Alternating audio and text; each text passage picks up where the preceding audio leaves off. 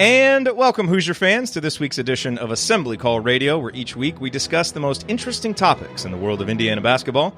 This is our 134th edition of Assembly Call Radio, and it is our 526th episode overall of the Assembly Call, recorded on the evening of Thursday, August 15th, 2019. I'm your host, Jerod Morris. And let's begin this edition of the Assembly Call how we begin every edition of the Assembly Call, and that is with our Hoosier Proud banner moment. And Indiana is the national champion. When it comes down, Indiana will be champion.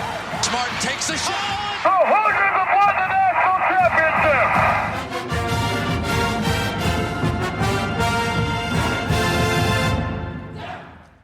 This week's banner moment occurred all the way back last Friday when Anthony Leal announced his commitment to play for IU. Counting Joey Brunk's transfer, that makes 8 commitments that Archie Miller has landed from in-state prospects since he took over the job. And all but one of those, Romeo Langford, project to be at IU for multiple seasons. How much does that matter? Well, this upcoming season projects to be the first since 2016 that an Indiana roster will have 3 non-freshman rotation players from the state of Indiana, Joey, Rob, and Demezi. Each of the last 3 times that happened, 2016, 2015, and 2013, Indiana made the NCAA tournament. If you look ahead to the 2021 season, Indiana projects to have 5 non-freshman rotation players who are from the state of Indiana, Joey, Rob, and Demezi, plus Armand and Trace. Do you know the last time Indiana fielded a roster with more than just 3 such players? 1995. Seriously. And with the talent this state has turned out over the last 25 years, that's basically roster management malpractice. If you look back at the last sustained run of excellence for IU basketball, 72 to 95, Indiana had 14 rosters with 4 or more non-freshman in-state rotation players. In those seasons, Indiana regularly made deep tournament runs, and their average finish in the Big Ten standings was 1.93, with 9 league titles included. Now, you will note the clear bias in this data. Most of those rosters with a lot of experienced in-state players were coached by one of the best basketball coaches of all time. And there is no guarantee that Archie Miller can do even close to what Bob Knight did with similarly constructed rosters. But it's clear that, true to his word, Archie Miller is the first coach since Knight to be committed to building rosters how Knight built them at the height of his powers. Because remember, after 95, while Knight's success was slowing down, he did not coach another IU roster with more than 2 non-freshman in-state players. Coincidence? Maybe, but maybe not. All right, now let's bring it back around to Leal. If you want to get really excited, project the roster out to 2021-22. If no one leaves early, Indiana projects to have 6 non-freshman in-state rotation players: Rob, Demezi, Armand, Trace, Trey, and Anthony. That's happened only twice in the last 40 years, 92 and 93. Two pretty darn good teams, I would say. Now look, we all know that it's not a binary choice. IU coaches have been able to find superstars and role players from both in-state and out, especially Illinois and Ohio. And a good balance of local and more national recruiting will always be necessary. But the historical data is pretty clear, and it suggests that the likelihood of an IU basketball team being really good gets better with more in-state players the coach gets to stick around for multiple seasons. If that historical trend holds up moving forward, then Archie Miller's inside-out philosophy may well have Indiana ready to do some consistent winning again after what has become now 3 decades in the wilderness. All right, now let me introduce my esteemed co-host for this week's show. To my left, he is the J.R. Holmes of Girls Youth Sports Coaching in Cincinnati, the president emeritus of the Robert Johnson Fan Club, and one of the world's most respected bracketologists. He is also patiently awaiting Chap Mob Chad making good on this threat from last offseason. I will deliver a pizza to that door right behind him. Andy, what is your bottoms line on the last week in IU basketball? I mean, I think Ryan's really the one we need to deliver pizza to, given the general sense of hunger that typically overcomes him on these evenings. Haven't had dinner yet, guys. I'm on one. Just saying. It's too late. I'm too old and too fat to be eating pizza at 9:15. Anyway, I think it has to be the Leal commitment. As you said, it really sets up things well as you project forward. And you've got a couple guys in the clubhouse, so to speak, at this point. And so now you can really start to look at who will fill out those other spots. And many IU fans are obviously doing that based on some of the questions that it looks like we have for later, that everybody's kind of turned their attention now to who those last couple spots will fill. So at this point, it kind of feels like the work has been done from an in-state perspective for the 2020 class. And now everybody can really, having, both Trey and Anthony in the fold, everybody feels good about that. Then you move on and try to figure out, what does this roster look like? What do you need? Who are the guys that you really focus on with those last couple spots? So I think at this point, with not a whole lot else going on, that's really been where everyone's mind has naturally turned. And like I said, we got a couple questions about that. I think there'll be some definite opinions on positions and things like that. Maybe positions more so than actual players as to where IU should look next for 2020. But again, all the things that you mentioned point to having a team with that level of talent and that level of Indiana guys who kind of get the program, and Leal, I think, gets it potentially more than most, just growing up in the shadow of Bloomington. So I think that's an exciting commitment. And if you look back to where things were a few weeks ago, everybody's kind of unsure about what's going to happen. And now, not long after that, you've got a couple guys committed. And I think the general tone, as you and Alex talked about on Podcast on the Brink, feels good, even though it feels odd to say that it might feel better for this season, which has absolutely nothing to do with the guys that signed. It's weird how that happens. To my right, he is a senior writer for The Big Lead. His mom is a gourmet chef, but he eats cereal for dinner. And he has a comment about Andy Katz, including Matt Harms, on his list of the 21 most exciting players in college basketball. I think Harms is largely a stiff. He is Ryan Phillips. Ryan, what is your rant on the last week in IU basketball? Yeah, I stand by that. It's the Anthony Leal commitment is the thing to focus on. And I think that something that got lost, both you guys mentioned some really good stuff about that commitment and what it means, and how the feeling around the program is a lot better now than it was a few weeks ago, because now there's two guys in the bag, and now you can sort of focus on maybe that last guy or a fourth guy if they're going to be. Can't say in the bag. Like in the bag. Sorry, you know what I mean. I think that, there's maybe one or potentially two more guys in this class, but you're starting to narrow your focus on those guys. And what that also allows you to do is start working harder on the guys for next year. And that's the thing about recruiting, is you want it to be coming in waves, not in a huge class and then maybe miss on everybody and have to double down your efforts the next year. So you want to have guys already lined up. And I think that they've done a good job about getting these first two guys on board. Now you go out, fill out the last spots, hopefully, and then really, put the hammer down on the guys for next year and try and get them and bring them in and narrow your focus as well. So I think that those are, that's a big ancillary effect of getting these two guys on board before school starts, is now you can also start turning your attention to pulling in those 21 guys, as well as obviously zeroing in on your last two spots, or it might be one spot, but I assume it's going to be two spots this year. Yeah, and hold that thought, because we're going to talk about that later in the show. In fact, coming this week on Assembly Call Radio, we're going to run through a few Hoosier headlines, and then it's scouting report time, as we always do when there's a new commitment. We will dive deep on Anthony Leal's strengths and weaknesses and how his game projects to the college level, and then we will answer your questions. Got some good ones this week, so that should be fun. All of that coming this week on Assembly Call Radio. Before we get to all of that, I want to provide a quick plug for our private IU basketball discussion community, which we host at assemblycall.com/community. And we host it on Mighty Networks, which you might not have heard of, but if you haven't tried their platform, it's really amazing. Basically, it gives us a private social network dedicated to IU basketball with sections for talking about other IU sports as well. And they have a free, intuitive app for your phone that makes participating really easy. So if you want convenient and engaging IU hoops conversation, but you're tired of the anger and ignorance that so often infiltrates Twitter threads, and if you don't like the distraction and data theft that happens on Facebook, our community provides an alternative, and we think you should consider it. There are daily poll questions, insightful discussion, links to articles you should read, a live chat feature that we use during games, and so much more. It's also where we compile questions for our mailbag segments. Plus, we're planning some next-level content for the new season. Ben Ladner is developing some Basketball 201 materials that will be available only to community members, and Coach Tonsoni is going to host a Coach's Corner feature that, again, will only be available to members. The community has over 800 members in it right now, and it truly is for serious fans only. That's why we made it a paid community. It's an expensive platform to use, and we want to keep as many of the trolls and whiners out of there as we can. So, go check it out, assemblycall.com/community. You can pay $3.99 per month, or you can pay annually instead and get a huge discount off that monthly price. And by the way, if you've donated to the show before, you get in for free.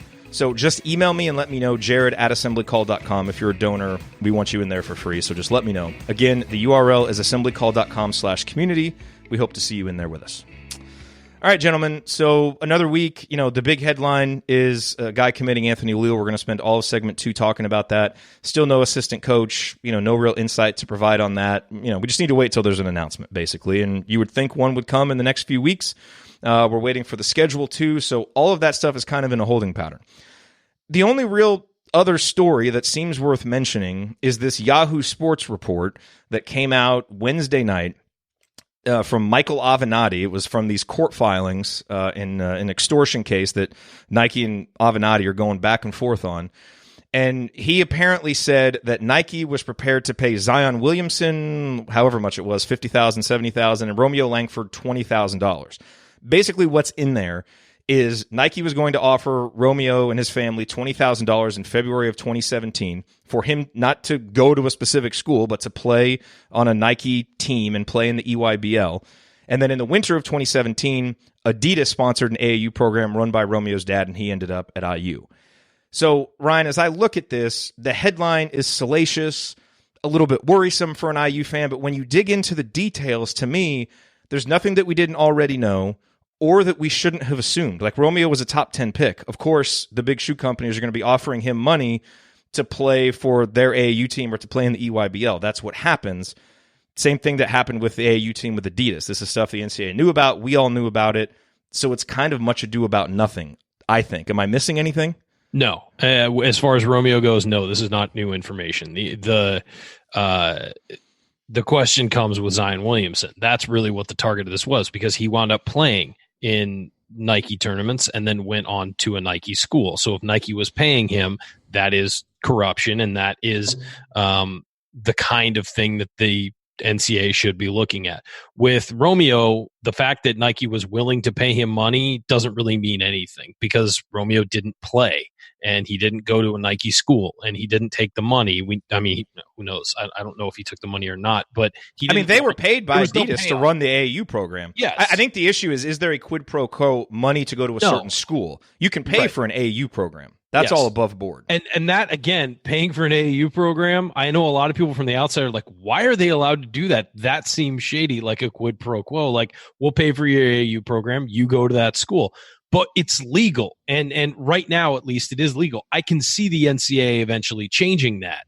I'm not sure how long that's going to come, but if you want to get rid of the corruption involved, you've got to start at the AAU level, and you've got to start with these shoe companies and what they do. And so, but no, I mean, this is nothing that would have made Romeo ineligible. Nothing that we know about, even including this report, would have made Romeo ineligible. And by the way, the NCAA knew all about Romeo and his father's AAU program getting paid by Adidas. Everybody knew.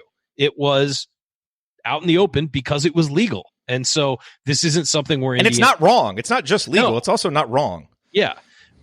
So no, I don't think there's anything to worry about. The names in here that the people who should be worried are the teams that took players that come out of this, that the schools that are Nike schools that took players who, were part of this as it opens up deeper, because there will be more. Obviously, Romeo and Zion Williamson were the two big names listed, but I think that there's going to be much more to come. And look, here's the thing, is that everything that was going on with Adidas in this corruption trial, in the corruption trial that played out over the last, 2 years, all of that was going on with all of the other shoe companies. And we all know it. It's just whether or not you have documentation on it. So Adidas got really put over, raked over the coals and everything like that. But there's no reason to believe that they're the only ones doing it. They're just the ones who got caught in this instance, or in the past instance. Nike is now apparently seeing its time in the spotlight. And I have a really hard time believing that the others aren't going to get there as well. Andy, you're obviously going to be losing some sleep because your girls are back in school. Will you be losing any sleep over this? No. It just, kind of like Ryan said, I don't know that anything in it is surprising. And even when the things came out about Adidas, nobody sat there and was like, wow, it's a real shame that Adidas did this. But all these other shoe companies are completely clean. So it was just a matter of time, really, before additional things came out about this. To your point, nothing against the rules about it in the sense of that. And I think that's been the argument all along, is these shoe companies like funding these AAU teams. It's a way to kind of exert some influence that is within the rules in terms of how that goes. So we can argue the validity of that, or whether that should be the rule, shouldn't be the rule. But to me, I just find it hard at this point to get too worked up about any of this, given how widespread these kinds of influences really are in the AAU scene and recruiting scene in general. And not to mention the fact that, and some of this is being talked about in the chat. I mean, with Avenatti, it wasn't very long before his initial after his initial accusations came out, where he had been raked over the coals himself to talk through that part. So I think it's another case where I actually tend to believe a lot of what he's saying, but I think it's a little bit hard to really believe it, given the source of the information and some of the other things that have since come out about him. Yeah, so the only time you should believe that guy is when he has documents. It's basically the only time you should believe that guy is when whatever he says is documented. So, and don't touch the documents with anything but a glove. Of course. You need tongs too. By the way, some very strong gallows humor from Aaron here in the chat mob. He says, even worst case scenario, forfeiting wins from last season really be so terrible? I think fans would be okay if last season disappeared. Can we also forfeit the losses? Is that possible? Yeah. Because if so, then I think we can all get on board. Yeah, but we need the memory of them to go away, not just the record books, the actual memory of them. Well, I don't think any scenario really plays that out. So. No, I don't think so. All right, coming up on the Assembly Call, it's time for our scouting report on Anthony Leal. He's known as a good shooter, but a deeper look at his game reveals that he's much more than that, with obviously a few clear areas for improvement. We are going to discuss all of that with a few quotes from Anthony himself next here on the Assembly Call.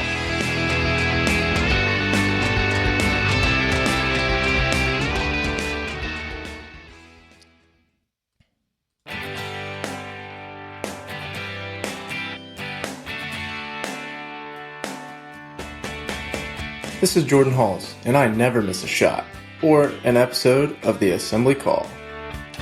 Thank you, Jordan. Welcome back to the Assembly Call. You can find all of our content at our website, assemblycall.com.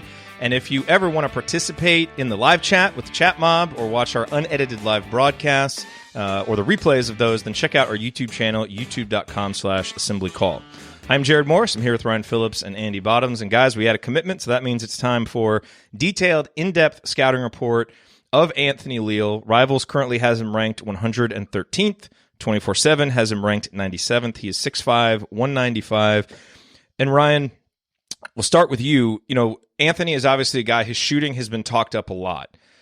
So much so that I think sometimes he gets described as just kind of a standstill shooter. One of the things that I found kind of digging in a little bit more, trying to watch more of his games, is he can do more than that. At least he's shown it at the high school level, at the AAU level. The question will be how much of that actually translates to the college level. So give us your scouting report on both ends for Anthony Leal. I think that's the big thing. How much of what he does will translate. And that's what we try and project with all these scouting reports, like with Trey Galloway and some other things.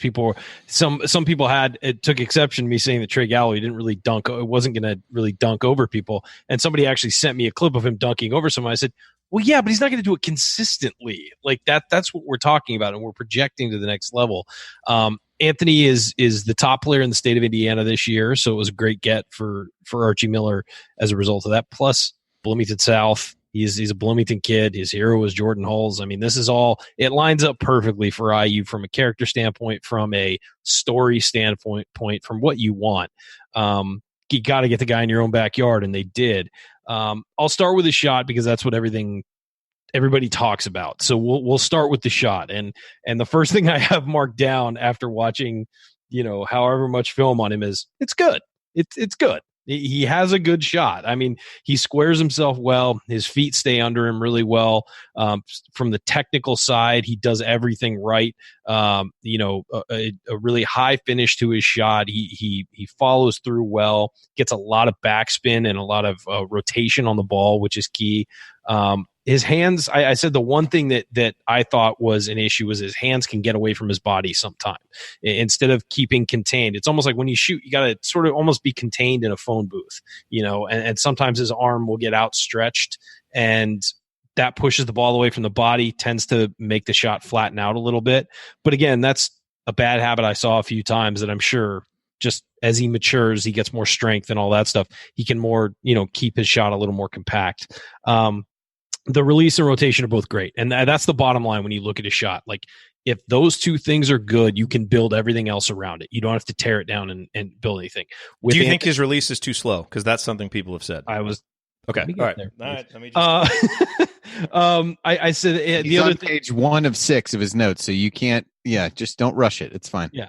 The one thing about his shot too that I noticed is that he can step back on it, and it's when you have a guy who can step back on his shot, regather himself, and fire and be on balance. That's an advanced approach. One of the hardest things to do is to have your momentum going one way, reverse it, and still get a good balanced shot. And he can do that. And I don't know how consistently he can do it, but in the film I watched, he can do it, and he likes doing it, and it's a move he goes to. And then I have marked right here, he can have a slow trigger at times. And that is, to me, not a long-term big concern, because you're right, he can get away with that in high school now. He won't be able to get away with that at the next level. But the thing is, the reason he does it is because he has time to get his shot off now. And once that is taken away, he'll be forced to adapt. And I think he will, based on the structure of his shot as a whole. I'd rather have him taking his time to make sure he's balanced and make sure he's settled before he releases than watch him consistently hurry shots. One of the problems about Demezy Anderson that I saw when we looked at his tape was he rushed and he just kind of flung the ball up there, and it worked for him, and he never suffered consequences for it. And so then when he got to the next level, he kept doing that. With Leal, you're looking at a really, really good shot that there are some complaints about. But when you have the basis of a really good shot, it's easier to build up and get rid of the flaws when you already have a good release, have good rotation on your shot, are balanced, have your feet set, have your body and shoulders square. When you have all of those things, it's easy to fix things. When your shot is completely off, but maybe it goes in, it's a lot harder to fix the problems with it because you don't see the positive reinforcement. You don't see the negative reinforcement you're getting. So I'm not too concerned about that. So the shot as a whole, I'm positive on it. I think that it's great, and I think there's a reason he's known as a shooter. It's because the guy not only makes shots, he has a great shot from the bottom up. Ball handling was something that stood out to me on his on the film that I watched. It's much improved from his junior year. He is not just a standing shooter, as you said, Jerod. He can move the ball around. He can even get fancy with his dribbling, and he can use it to create his own shot. Now, again, will he be able to do that at the next level? I don't know. But the signs that he's developing, his game and looking for other ways to attack is a positive. I think that he gets to the lane more using creativity with his dribbling than he does with a good first step or athleticism. So if you can unlock that athleticism, then you've given him another tool to use to get in and score more consistently. Decent vision too. I thought some really good passes showed up. He had some good anticipation of where the defense was going to be versus where his player, his teammate was going to be. I thought that he passed the ball around very well. He's not a guy who's going to book a lot of assists, but he's a guy who knows, he seems to understand the flow of the game and where to find guys, whether they're open or not, whether he's setting a guy up. I mean, there's some guys who pass to set other guys up to score, and there's some guys who pass just to keep the ball moving. Both can be useful. He seems like he's a guy who's willing to pass to set somebody else up to score and can see the whole floor.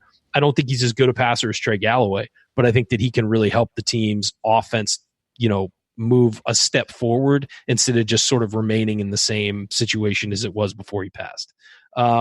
Finishing at the rim, I think he's a solid finisher. He's more finesse than strength right now. He shows the ability to find ways to get the ball in the hoop. Again, though, you're a finesse finisher, it can hurt you when you get to the college level because you're going to be facing a lot of contact. You're going to be facing taller, bigger guys, and the finesse finishes you use may not be able to find the hoop as it does in high school. So if he can add strength and maybe add that next level of athleticism and still be able to finish with finesse, that looks like a positive. So not the greatest finisher in the world when he doesn't jump off the screen when he's finishing, but he does find ways to get the ball in the hoop, which is a real positive for his high school career. Let's see how that translates to the next level. He'll need to add sort of more into his bag of tricks, to be able to finish at the next level. And obviously he'll need to get stronger in that area. He's just going to have to be physically stronger. He's a tall, skinny kid right now, and he'll really need to continue to have strength. I have been impressed, though, the change in his body from his summer before his junior year to now. He is getting bigger and starting to fill out. When he gets into a college strength program, obviously that will increase exponentially.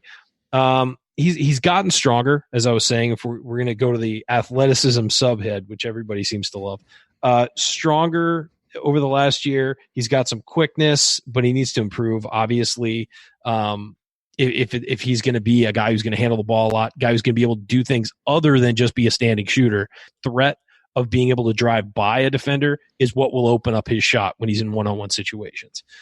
He does have the ability to get to the rim and to find his way into those sort of avenues to get into the paint. But again, his first step isn't terribly quick. He does it more with creativity. Nice to see, but you really want him to be able to improve the quickness of his first step. And he can get up athletically. He can get up and dunk. He has that ability, but it's not his first choice. And he'll do that on a breakaway. He'll throw down a dunk and look really confident in it. But when he goes into the lane, he's not looking to throw it down on anybody. He's looking to lay it in. And so again, that next level of athleticism will really help him with that. Defensively, it's really, as we've mentioned, there's a big caveat here. It's harder to judge, but he seems like a really tough-nosed kid who's just kind of a bulldog on that end. He has talked a lot about wanting to defend and being a defender and being, sort of in the right position all the time and all that. That's step one. Just getting a guy to accept that that's an important part of the game is a huge deal, especially in the sort of AAU culture we have now, where guys are just showcasing their offensive skills. To see a guy come out and say, I want to play defense. I am a defender. That's what I pride myself on. That's a huge step. He hustles back on D. I've noticed that a lot, that when there's a turnover or anything like that, he's one of the first guys back. He's trying to stop the ball. Not always successful, but the energy and the effort is there. And that's a huge – Archie Miller's going to love that. And then the last thing I saw him, he's in good position defensively. He's, I don't know if he's going to get beat up by bigger guys or more athletic guys, but he's in position and he seems to be doing the right things defensively when you look at the film. I don't know if he's going to be a guy who's going to cap a lot of steals or block some shots on other guards or anything like that, but being in the right position is step one. And being in the right position and wanting to defend are the first two steps, actually. And so I do see, what I see from Anthony Leal is a guy who can really shoot it. He can handle the ball a bit. He's tough. He's going to get in the mix. He's going to drive into lane, and he's willing to look for his teammates when he does get in the lane if he can't finish.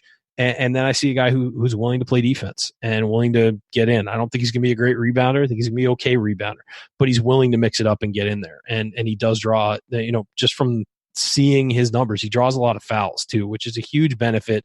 When you're a shooter, the ability to draw fouls is huge, because sometimes guys stand out on the perimeter and just shoot and never get in the mix. Don't put other teams in positions, in negative positions. They're just waiting for their chance to shoot. And that's not what this guy is. He wants to mix it up. So will all of that translate to the next level? We'll see.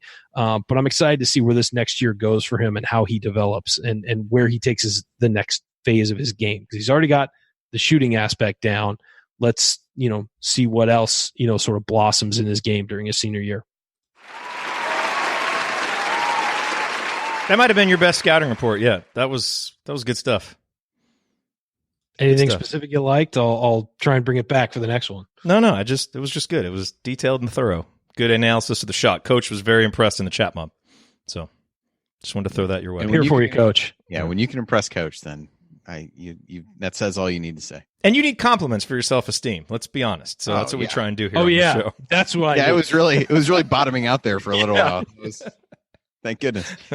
I mean, from my perspective, I won't get into the level of detail that Ryan did, but I think the things that stand out, the shooting is an obvious one. Anybody who's watched this team the last couple of years knows that fills in a clear need for the team, for the program, and will make everything run a little bit smoother. I think most of the things that have stood out to me in listening to some of the interviews with him and reading some of the things are less basketball skill related, but just hearing him talk about it, and it clearly means something to him to play at IU. And I think that's the kind of thing that, it doesn't have to be an Indiana kid who means that. I think we've, heard people talk about that. It meant a lot to AJ Moye to wear that jersey, and he wasn't from Indiana.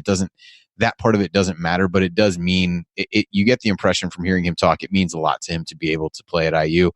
And that's a positive. And I just think you continue to see the kinds of, characteristics, whether they be, basketball IQ as thrown around as at it. I mean, he's a guy who had a full ride to Stanford if he wanted it. He's clearly a smart guy and can read the game well. But I think you just, hear about the toughness with some of these guys, and you can envision a path, even as Ryan said, of how he's kind of grown over his last couple of years and what he can do if he continues on a similar trajectory of growth as a basketball player. When you get him into a Division I weight program and all those kinds of things that are really there, I think that part of the future and having multiple 3-4 year guys who really are able to grow with the program and step in and maybe not have a huge role at the beginning, learn the ropes, pass that on, and really grow into a pretty prominent role by their junior and senior seasons. I think he's another guy that fits that mold, which is exciting. And I think there's a lot there to start with. And you start with the shot, as Ryan said, and then you can kind of add some things around it versus, trying to turn guys into shooters who may not be. It feels like a little bit of the opposite, where you've got a guy who's got a good track record as a shooter. Certainly things you can improve about that, but also how do you continue to add things to his game? And in listening to him talk about it, that's something that he seems really focused on. And again, kind of goes back to the work ethic and some of those kinds of things. Here's the thing. Archie is collecting guys with high basketball IQs, something that over the last decade, Indiana hasn't always had. And toughness. Well, I to some degree, have you noticed that a lot of tough guys tend to be smart guys too on the court? I mean, those things typically go hand in hand. And I just think that that's it's clear what kind of player he's going after. You look at the last few years, he wants smart guys. You're right. He wants tough guys. And that's that sort of Pennsylvania basketball mentality. And he's going after him. And you look at who will be on the roster in a year, in 2 years, in 3 years, and it's going to be a very tough, hard-nosed, smart team. Yeah, absolutely, which is the most fun teams to watch. So, Andy, you want to jump in? Yeah, just one thing. I think this has come up a little bit. It came up more during the recruitment of, do you want to end up with both he and Galloway, and can those guys play together? How do they complement one another? So, Ryan, given that the last couple of times you've been on, you've been doing scouting reports of both guys. What's your answer to that question? Do you feel like they can play well together? Do they complement each other well enough? Yeah, I think they do. I mean, Galloway is more of a guy who's going to attack, where Leal, I think, is a guy who's going to be on the perimeter and then attack. And so I think that but Galloway's first instinct is to get into the lane and mix it up. I think Leal is a guy who's going to look for his shot first, and then. But I mean, they've played together for it's not even theoretical. Yeah, I mean, they've played together for a couple of years on the same AAU team, and they look very comfortable with each other, and they'll both look for each other too. So, I think that there's no question. Now, you stand the two next to each other, and you're like, well, they're kind of the same build, and they're kind of this, they're kind of that, but they do different things, and I think that it's an easy fit next to each other, of course. And what's going to be great when they come in is seeing those two guys come off the bench. They probably won't start as freshmen. You see those guys come off the bench and know that they can each fill different roles for you. And I think that that's what, is the best part. And again, you'll have two tough guys who are smart, who know basketball and know how to attack, know how to, help the guys around them and those things. And that's all a positive as well. And so I just think that, in these days, as we've talked about it many times on here, there's not a designated shooting guard, a designated small forward, a designated, point guard, a designated whatever. I mean, LeBron James is probably going to bring the ball up at 6'9" for the Lakers this year. That's basketball these days. There's just different. It's sort of like you have a guy to bring the ball up. You have wings. You have maybe a center. You have maybe 4 perimeter guys. I mean, it's different than it used to be even 10 years ago. So I really think that just because guys are built the same way and look the same way doesn't mean they play the same position. There's just a lot of change in the way basketball is played these days. Yeah, that was my impression, that it seemed like that would come up a lot during the recruiting process. But other than their size being duplicative, their skills don't really seem to be all that much based on what I've seen. So it seemed to me to be an odd question after digging in and learning a little bit more about him after the fact. compared to what some of the questions were when they were, the recruitment was going on. So I was just kind of curious to see if you felt the same way. And furthermore, we're going to talk about this in our next segment with Cross. I think you can absolutely take all three of those guys because I think they do different things. Cross can play more of the traditional 4, he's a little bit taller. So you can take all of those guys, and I think they could fit. Before we close the segment, I did get a couple comments from Anthony. And by the way, he's been incredibly generous with his time since committing. And, did a great episode of the Hoosier Hysterics podcast, was on with the Hoosier HQ guys. I really recommend listening to those because it's really a great insight into just, who he is right now at this stage of his life. And I think he was incredibly composed and incredibly thoughtful for, a guy who's going into his senior year in high school. But we went back and forth a little bit on Twitter. I asked him for 3 strengths and 2 weaknesses. His 3 strengths, Ryan, that he said were his IQ, versatility, and scoring. He said he wants to work on ball handling and his overall strength and athleticism. So I think that matches up relatively well with, with what you said. What I thought was most interesting was I asked him, do you anticipate learning the pack line being a big transition from what you guys do under Coach Holmes at South? He said, not really. We emphasize sitting in gaps and helping hard. I also did pack line in middle school too, believe it or not. That's, Indiana basketball, where they run the pack line defense in middle school. That's why you recruit kids from Indiana. Yep. I thought that was an interesting answer. And then I asked him if there was any current or former player that he thought, that he kind of modeled his game after, or that was a good comparison for the player he wants to become. And his answer, Ryan, you'll love this answer. He said, not really, but I think my style is similar to Klay Thompson's right now, but I don't really try to mimic my game off of anyone. And that's obviously kind of a ridiculous comparison because Klay Thompson's one of the best players in the world. But I do think it's interesting when you project him to the college level, that's the kind of role that he could play for Indiana, where he's a shooter. Every now and then you'll see him create a good, versatile defensive player, maybe not a lockdown guy like Klay Thompson is, but he could be that guy where he really impacts the game offensively without even touching the ball a lot. So I think he could play that kind of role, which is why I thought that was kind of an interesting comparison. Yeah, the ability to space the floor is going to open up the offense for everybody else. And we've seen that time and again at Indiana when you can shoot, everything else opens up. And we've seen it. We saw it under Coach Crean, good or bad, shooting changes things. And when they couldn't shoot, it was just a bogged down offense where nothing looked right. When they could shoot, it was at times brilliant. It was so much fun watching when they could shoot because it, again, opens the floor up for everybody else too. And I think that's going to be the same under Archie Miller. It's a truism in basketball is if you can shoot, things open up and it stretches the defense. So yeah, it's going to be very important for him to play that role at Indiana. We had a couple people in the chat mob ask, they want a player comp from you. So I think we're going to have to get one if you have any. You know who he reminds me of? He reminds me of Anthony Leal. That's who he reminds me of. No, I don't know. He's there are guys where you see some of his game in it. I mean, there isn't one that jumps out to me really. No, because I'm Zeisloft maybe, but not really. But there's difference there. He's quicker than Zeisloft. He's better with his handle. I mean, somebody told me they're like, hey, it's Matt Roth, but he plays defense. It's like, well, then that's not a player comparison. Like he does different things. And I don't think he's look, Matt Roth could shoot threes blindfolded in an empty gym for 10 hours if he wanted to. I don't think that's what Anthony is. I think he's a really good shooter. But that's not the only thing he does. He can attack and all that. So it's just he's a versatile, as he said, versatility. I think there is more versatility to his game than I think a lot of people give him credit for. And also to his credit, I think that's developed over time. I don't think that's something that he always did. Yeah. So I think that there are things about him that have gotten much better over the last year and hopefully continue to get better. Yep.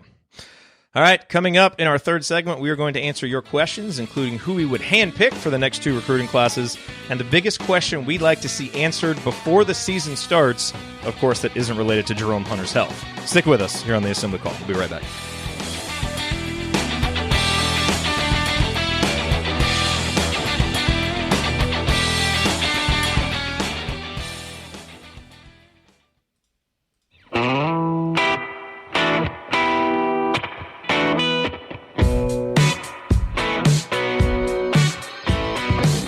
Carson Edwards here, and even though I'm teammates with Romeo Langford, I'm still never going to listen to the Assembly Call. But go Celtics.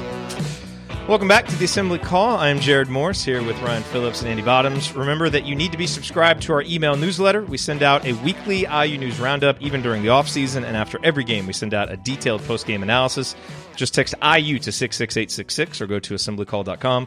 That's IU to 66866 or go to assemblycall.com. All right, guys, mailbag time. All of these questions submitted via our private IU basketball discussion community, which I mentioned earlier on the show. Go there, join us, assemblycall.com/community. So a couple really good questions about the upcoming recruiting classes. And let's start with Kent's first, actually. He says, assuming IU will take 4 players in the 2020 class and Matt Cross is the third commitment, which I think we all agree is probably likely and that we all would handpick, which goes to the other question, which is from Paul, who wanted us to handpick the rest of the 2020 class. So I think we would all say Cross is the third guy. Then Kent wants to know, who should the fourth player be? A point guard, a wing, a big man. He says, assuming Cross doesn't come, who are the 2 remaining players that you would like to see IU get? So it's probably going to be a 4-man class. Andy, what do you think of the guys that are on the recruiting board? Who's kind of at the top of your list to join Cross, and then if Cross doesn't come, after Cross? I guess I'm less thinking of it in terms of particular players and more positionally. I think point guard, a backup point guard for Rob, and to, in an ideal scenario, kind of bridge things to Christian Lander coming. I think that's one that really, if you look at the roster now, there really isn't a clear, is Devontae that guy this year? Is it, can Al do a little bit of that? Who really knows? There's not really a clear person now to be the backup. That so far isn't changing for next year. So to me, that's one of the spots almost has to be that in my eyes. And then the other one is a big guy of some kind. And to your point earlier, while Cross, I don't think is thought of in the same way, based on some of the things that are, said about him in scouting reports and things like that. I mean, he does have decent size and would kind of fill that need. You'll still have presumably Trace and Joey. You've got Race Thompson. Things aren't bare from a big guy standpoint, but I kind of look at it as one, power forward or center type guy, whether that's Cross or somebody else, and then a point guard. Yeah, see, I agree with the notion of a point guard. And I think a guy like Caleb Love obviously comes to mind. Now, I don't know how likely it is that IU has a chance there, but I think what you need is a ready-made ball handler who can go get a bucket. Because Devontae is kind of that guy this year, and he's going to be gone. Jerome projects as a guy like that, but we don't even know if he's going to play. And, Cross is a guy who can score, but we don't know how ready he'll be to do that as a freshman. So I think you've got to get a guy that can step in and be an offensive creator for himself and others. So whether that is Caleb Love, whether that is, I think it's RJ Davis, the guy from out east, I think that's got to be the priority. Now, if you can get a Dawson Garcia, who's, kind of a top 40 player, a big man, a versatile big man who can play inside out, you would find room for him, and that would be great. But I think the priority, even with the emphasis being placed on Lander in the future class, is you got to get a ball handler who can go score. Yeah, I think I agree with both of you. I think the point guard position is the priority, but you'll take a Dawson Garcia if he commits, obviously. But Caleb Love, I think that's going to be a real tough battle to win. Maybe RJ Davis, but you would like to get another ball handler in there. But I'm not sure how likely that is right now. I mean, you may be mining the transfer, the grad transfer market in the offseason to find a ball handler. Yeah, or again, just like Purdue got that Jihad Proctor guy to kind of fill in for Carson Edwards, just a guy who can go get some buckets, right? And we may need somebody like that. So going back then to the rest of Paul's question, he also wants to know if you can handpick 2021. A little bit harder because we don't know exactly the scholarship situation then, and obviously guys can develop. Lander's the obvious one. It projects for 3 scholarships right now. I think Trey Kaufman is the other one that pretty much everybody would say, versatile big man. And then, again, for the third spot there, a scoring wing or a big. I mean, you're going to need to start replenishing your other bigs. Kaufman, not necessarily a back to the basket guy. So I think, the kid from South Bend, Riley, Blake Wesley, I think is his name. He's really interesting. So, I think that's where you've got to. Now, that assumes that you get Lander. If you don't get Lander, you need to get another ball handler there too. Right. So that's what I would say. I'm on the same page as you with both of them, I think. Andy, any thoughts there on the 2021 guys? No, I would agree. I mean, you spin forward to who you think you're going to lose. I think the big guy becomes important in that scenario because Joey Brunk you're going to lose at that point. And so, yeah, I think I would agree with what you said there. But it's a little bit dependent upon this, and Lander's one of the big swing points there. But Yeah, I agree with you. All right, interesting question here from JD. What IU basketball-related question are you most anxious to get answered before the start of the 2019-20 season? I confirmed with him non-Jerome Hunter category because that's obviously the question everybody wants answered. Yeah, so he said yes. That's the obvious answer. Is there another? And again, besides the assistant coach, like take the obvious ones off the table. You just took the two that I was. Well, let's challenge ourselves a little bit. What other question would you like? Is there anything in an off-season video that you would look at and say, "Huh, okay, that's interesting"? Is there anything? Like if Justin Smith hit 23s in a row, would you be like, "Huh"? Yeah, I think that's it. I think it's how much of these guys worked on their shooting.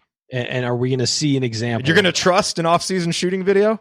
Well, no, but I'm just saying, like, that's the question I need answered is, are these guys going to be able to knock down shots? And, you know, that's really the biggest question for me, because I think that was the difference last year. That and health were the difference between IU being a much, much better team, was the ability to just knock down shots. And they just didn't have it. Andy, what about for you?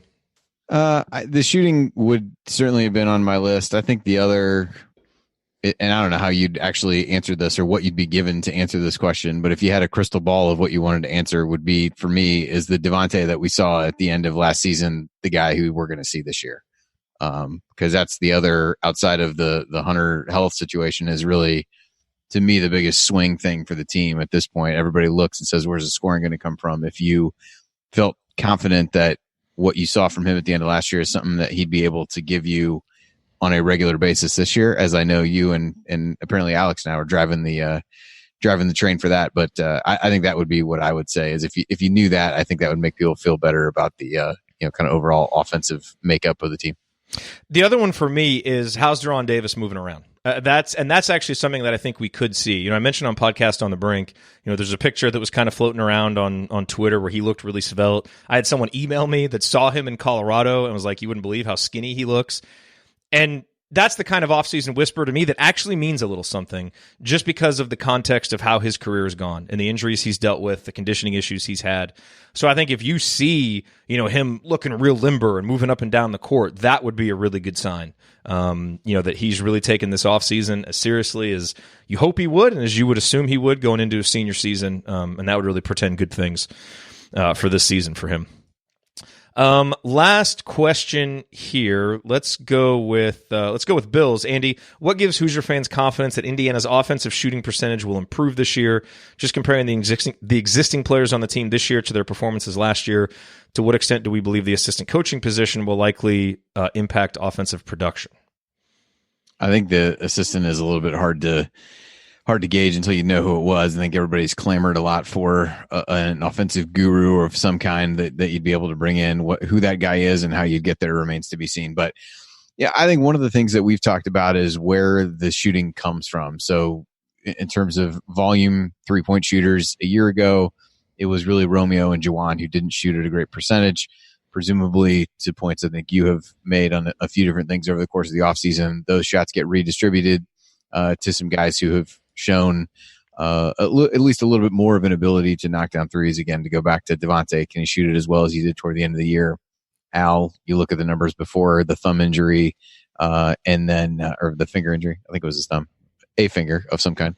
And then Rob was shooting it really well before the concussion and kind of struggled to get his legs back under him after that. So if you assume that those guys get some more of those 3-pointers redistributed to them, I think that helps. And hopefully an off season of work, as Ryan said, if he can get his question answered, then maybe we all feel a little bit better about it. Ryan, your thoughts on the shooting? I've made mine pretty well known across several podcasts. You know, I think it's just the thing that should give people confidence at all is just that there's another year in the system and there's another year of these guys working and getting stronger and getting better and you know, sort of being dedicated to their craft. In high school, you know, you're dedicated to your craft, but you're also a high school kid. Now, I mean, this is almost like a business, and it's a business. You have to approach it as such, and guys work out and they work hard. You look at a guy like Al, who is apparently just killing himself in the gym, according to, you know, a lot of reports. So, I mean, it's these guys being in a position to get themselves better. The best thing about freshmen, they become sophomores, and then sophomores to juniors and juniors to seniors. And it's just a matter of development. Yep. That's it. We're done. No more questions. All right, that is going to do it for us on this week's edition of the Assembly Call. If you want to see us do the show live, join us at assemblycall.com on Thursday nights for the live broadcast of our Assembly Call radio recording. And you can always subscribe to our podcast by searching for Assembly Call wherever you listen to podcasts. And don't forget to go to assemblycall.com or text IU to 66866 to join our free email newsletter. Thank you for listening. We will be back to talk IU basketball again with you next Thursday night. Until then, take it from me, Nick Zeisloft. Keep your elbows in and your eyes on the rim. And as always, go Hoosiers. Thank everybody for coming out. All right, I got to get out of here, folks. Thank you. Okay. There we go. Another off-season episode in the books. Only a couple more left, right? Counting them down, man. Counting them down. Well, we got to start going through our player previews. I tried to tell myself that, and then I was like, oh, wait, it's actually football season that's about to start, and then we've still got a little while.